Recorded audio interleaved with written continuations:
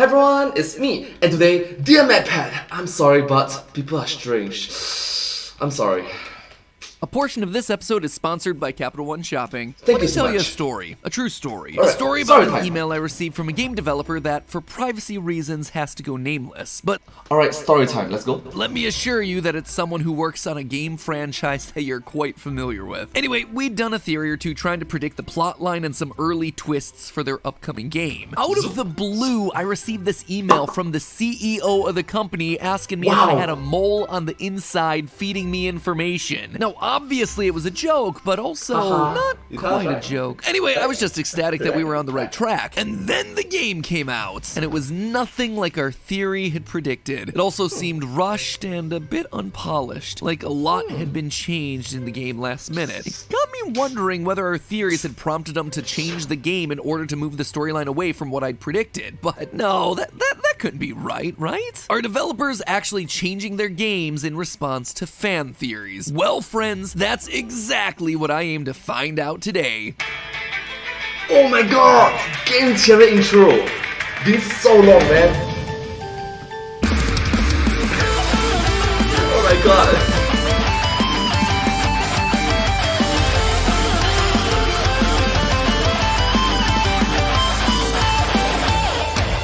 Hello, Internet. Welcome to Game Theory, the show Hello Internet, welcome to Game Theory!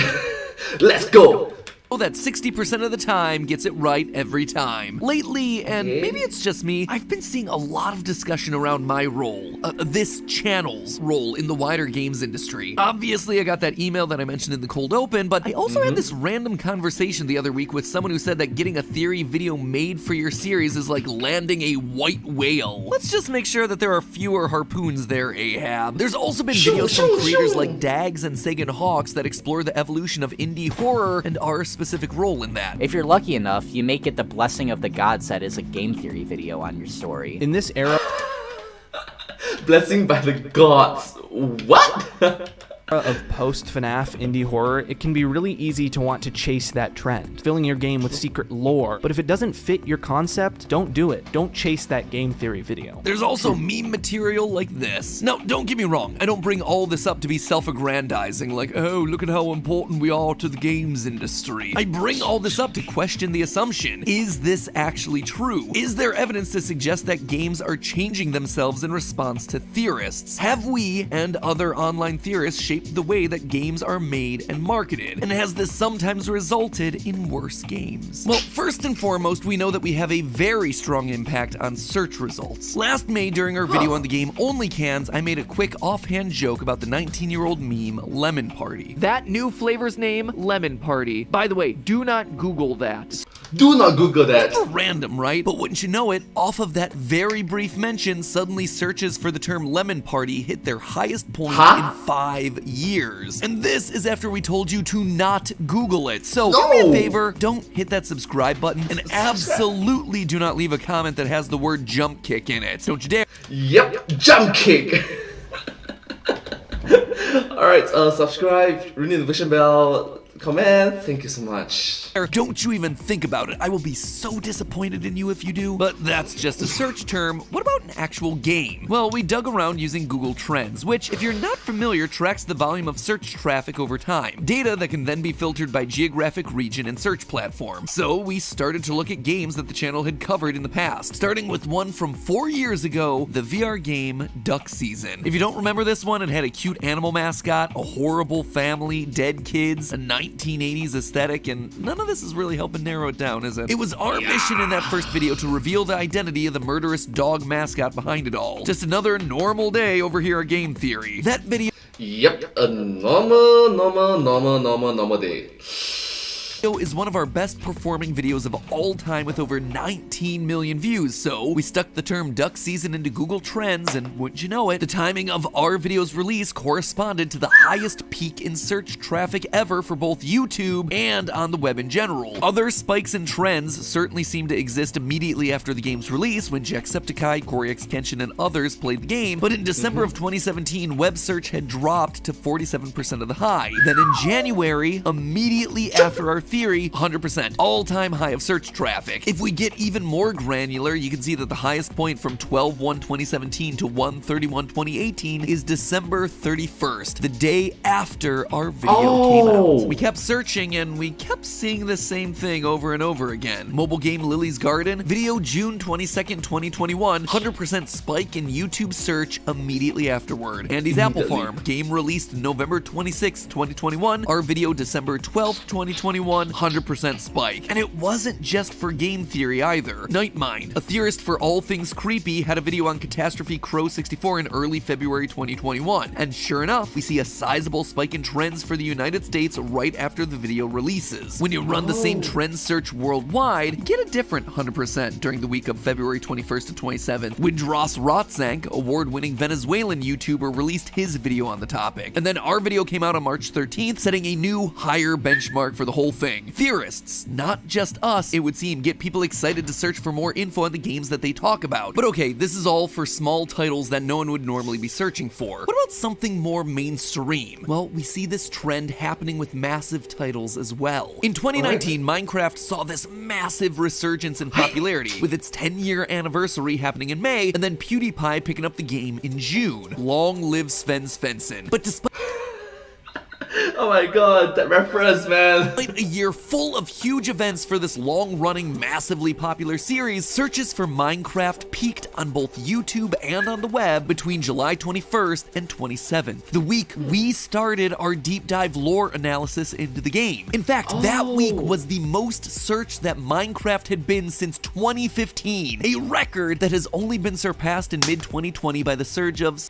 I'm gonna guess, the global pandemic, Dream! Yes, Dream. Some guy that you might be familiar with, See. Dream. Even when you're talking about crazy viral hits like Among Us, Among the Us. game hits its peak in web search on September 20th. Our first video on the title came out the day before, September 19th. At this point, it certainly seemed like there was a strong correlation between our coverage of a game and it reaching the height of its search traffic immediately thereafter. And honestly, it does make some amount of anecdotal sense. When you watch our stuff and we tell you that there's something cool and compelling in this game, naturally some of you are going to want to know more. You're going to want to find more clues and help solve the mystery. I mean, why else do you think we've done 50 videos on FNAF at this point? As theorists, we're not just engaging with these games at a surface level, making jokes at a game and then moving on to the next like a lot of Let's Players tend to do. We're trying to immerse you in these worlds, highlight the storytelling that's being done inside the games, or should be being done inside these games. And heck, if you like our little primer on it, then you're inclined to dig deeper and explore the world for yourself. But that's just talking about audience interest. What I want to know now is whether these trends have led developers to start paying attention to us. Have online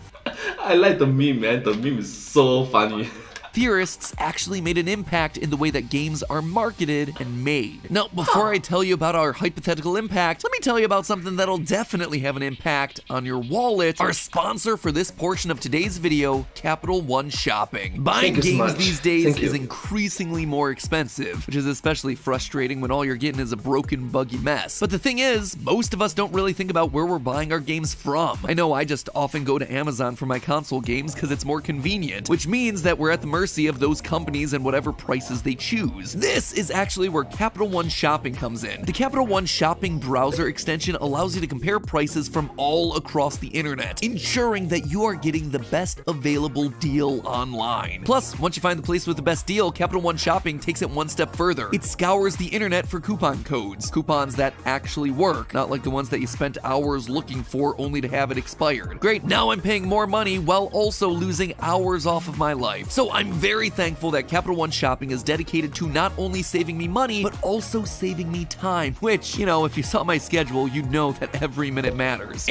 Yep, yeah, it's quite a packed schedule. And by using Capital One Shopping when buying the stuff you'd be picking up online anyway, you earn yourself Capital One Shopping rewards that can then be redeemed for gift cards. So by using Capital One Shopping, you're buying the stuff that you'd be buying online anyway, you're ensuring that you're paying the lowest price available online, that you're using relevant coupon codes that are going to save you money, and hey, along the way, you're also earning rewards that can then be redeemed for gift cards, which are basically the equivalent of just more money. It is a win-win-win-win scenario. And the best part of all of it, anyone can enjoy these savings. You don't have to be a Capital One card user or anything. Just go to CapitalOneShopping.com, or, you know the deal at this point, go down to the description below, click the link, download the free browser extension, and start saving right now. Every purchase that you make without this is costing you money. So thanks again to Capital One Shopping for saving me money and for sponsoring this part of the episode. Now let's get back to the data. Let's start with a game that we actually went back to recently, Merge Mansion. Originally, we covered this mobile game's lore on October 24th, 2021, concluding that Grandma is a cold-blooded murderer in disguise. Shortly after our theory, a message got sent out to players by the game itself telling them that Grandma did nothing wrong, she has nothing to hide, followed by a YouTube link where you could find 4 live-action videos starring actress and sledgehammer enthusiast Kathy Bates. Can I prove that we were the thing that prompted them to go with that campaign? No, I can't. But does the timing work out for them to have seen our theory and then leaned into the whole Granny's innocent wink-wink angle? You betcha.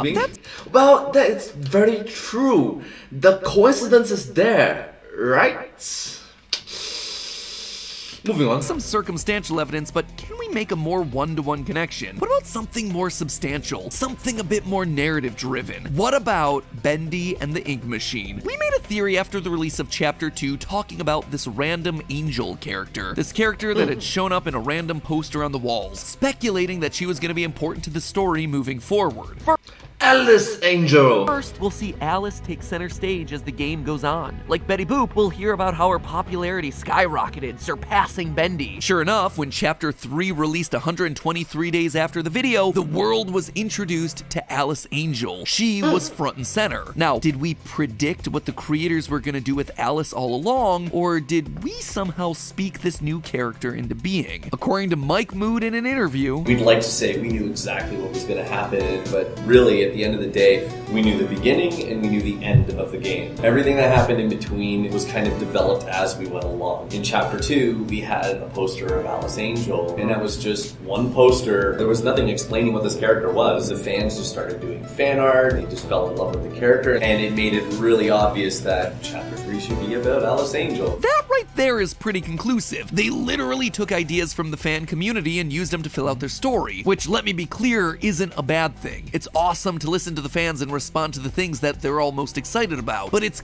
And case in point, this sort of impromptu sometimes can bring about awesome, fantastic, positive results. So thank you so much for the game developers for listening towards the fans. Thank you.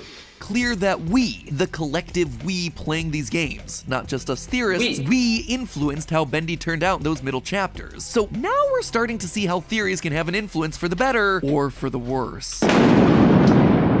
Which segues nicely to the 300-pound elephant in the room, Hello Neighbor. At least... Yep, Hello Neighbor. Yep. There's that game. Sorry.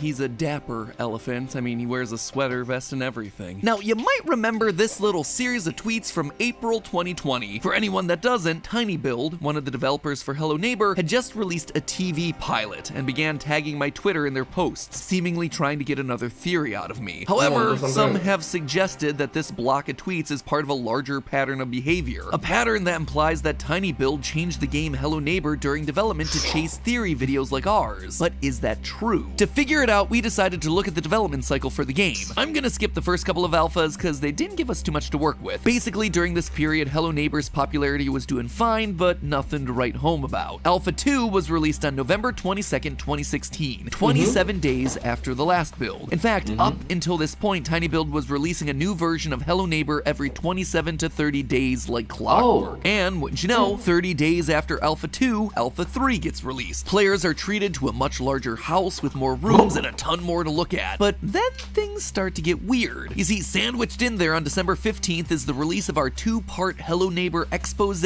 which looked at all the demonic and satanic symbols around our dear Mr. Rogers wannabe. In the latest alpha build of the game, you can find a house on a darkened street. And look at the bottom of his shoes. A seal that reads 666. 6. The Sign of the Beast. Combined, these two videos have been viewed 19.3 million times. Now, there's such a short time period between our video on the 15th and the Alpha 3 release that there's no way our video could have altered that version of the game. Beyond that, though, things get a little bit odd. Alpha 4 is released May the 4th, 2017, a whopping 133 days after Alpha 3. Now, remember, all the other releases were only a month apart, but Alpha 4 was in development for over 4 times the length of anything prior to it.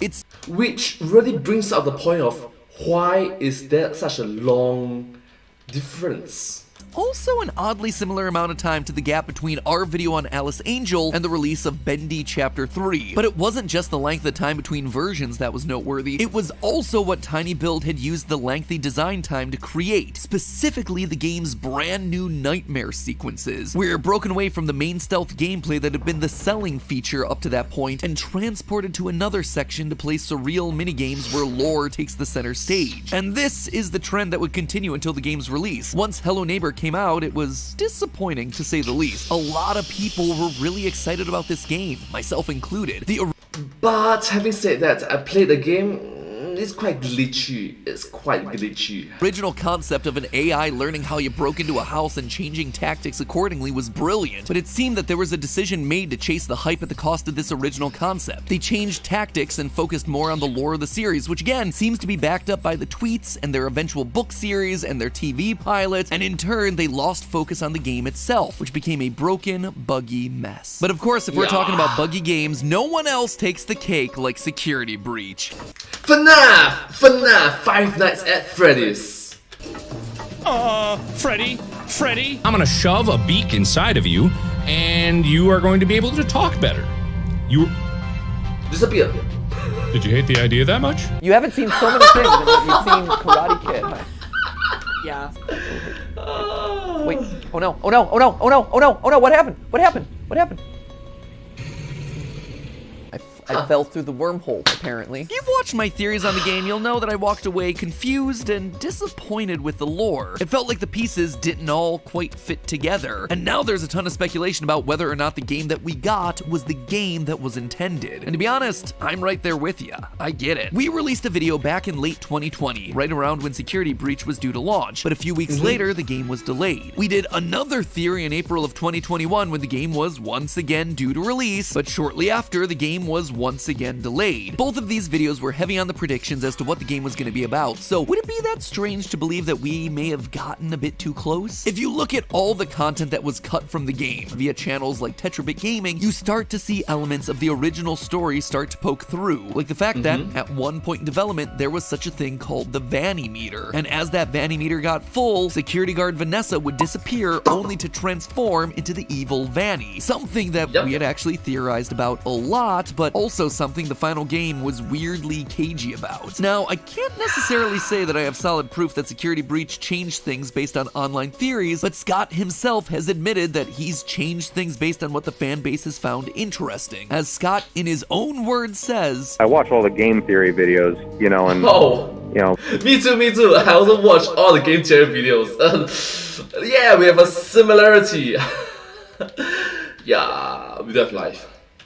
Me and Matt have sometimes had an antagonistic relationship back and forth. I inconvenience him with my games, and sometimes he inconveniences me with his theories, but it's all in good fun. He did a video on that box, and he kind of said that he thinks the contents of the box changed over the years. I saw that and I was like, he's absolutely right. The contents of that box have changed over the years. What I was intending the game to be when it happened, and then after the reaction of it, I was like, I need to craft this into something better for the people who see this as important, and that kind of indirectly does change the contents of the box, because it changes the contents of everything that came before. When you start retconning lore elements or changing the details within a game, your story, and in turn your fan base that theorized and loved your game, are the ones that ultimately suffer. Let's be honest, FNAF lore always been complicated, even when you're not talking about these changes, but it now... Yes, super confusing.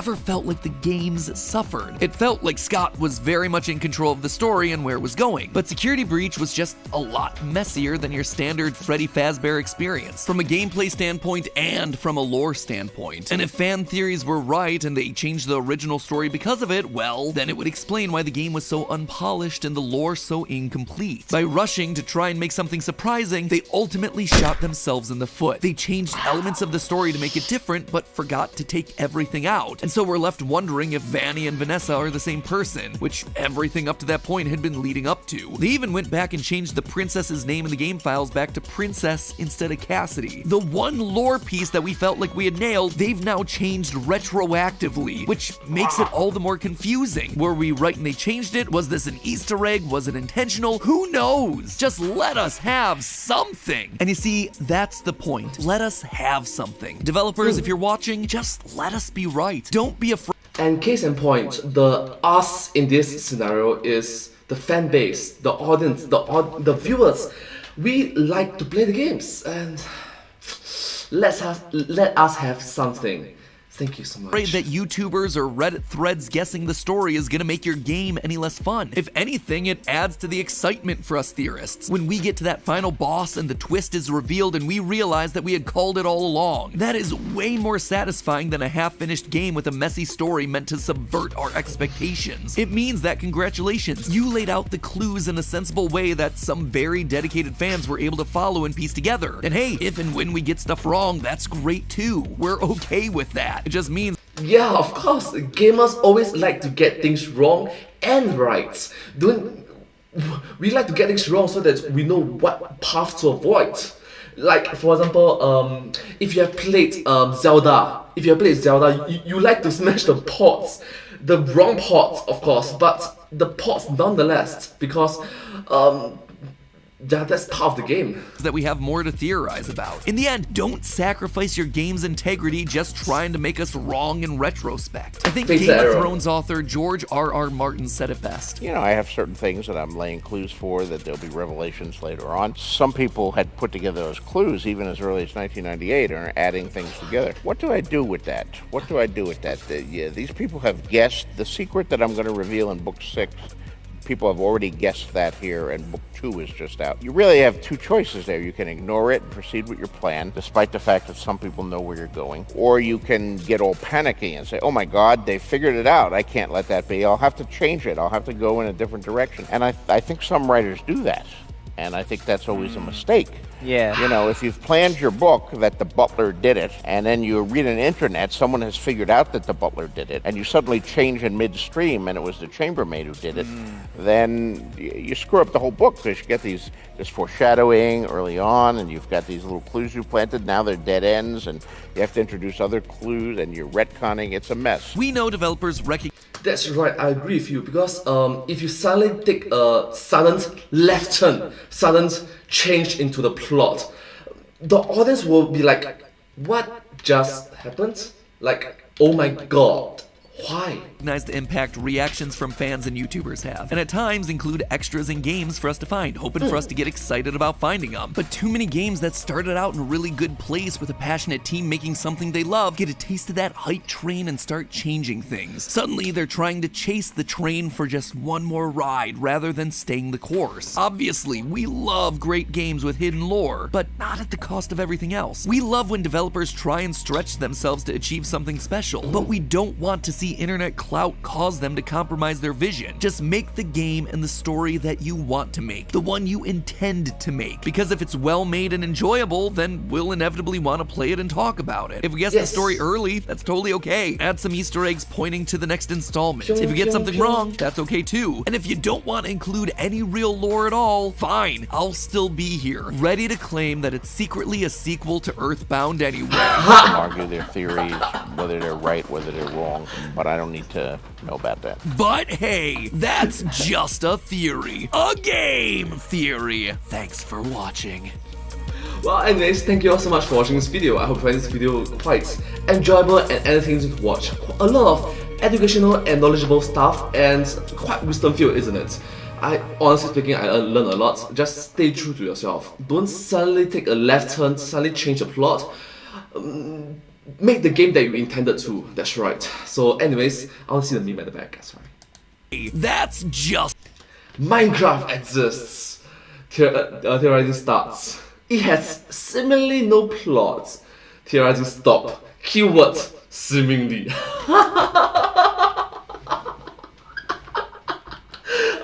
That's quite true. Alright, let's do the outro. Well, thank you all so much for watching this video. I hope you find this video very interesting to watch. If you do like this video, please remember to like, share, and subscribe to my channel, and comment down below if you have anything to share with us. Down below. Don't forget to follow my channel, and hope to see you all in my next video. But hey, that's just a theory. A game theory! Thanks for watching.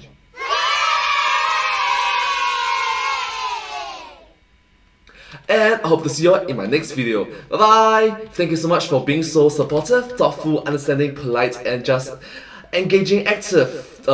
You guys are the best for being so wholesome. Subscribe! This one. Thank you.